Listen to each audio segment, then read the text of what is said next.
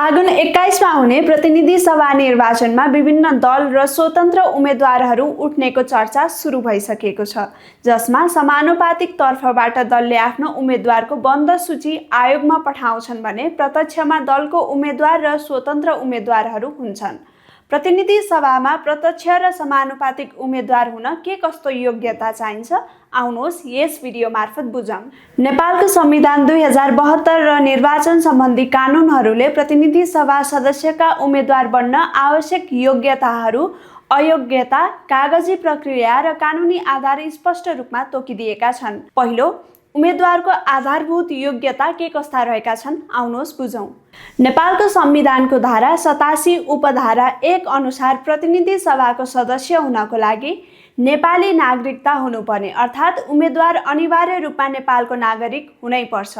दोस्रो, प्रतिनिधि सभाको लागि उमेर कम्तीमा 25 वर्ष पुगेको हुनुपर्ने, अर्थात् उम्मेद्वार दर्ता गर्ने दिनसम्म उमेर 25 वर्ष पुरा भएको हुनुपर्छ।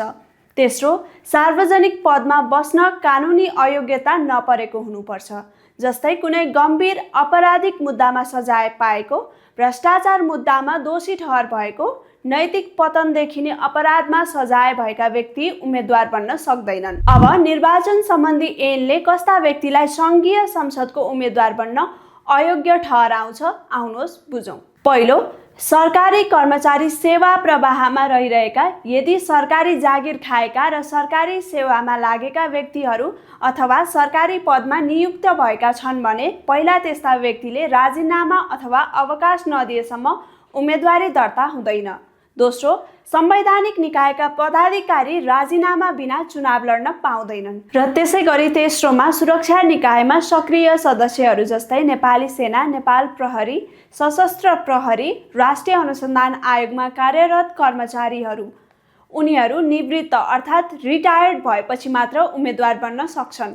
र चौथोमा, कुनै अदालतले सार्वजनिक पदमा बस्न रोक लगाएका व्यक्तिहरूले पनि उम्मेदवारी दर्ता गराउन पाउँदैनन्।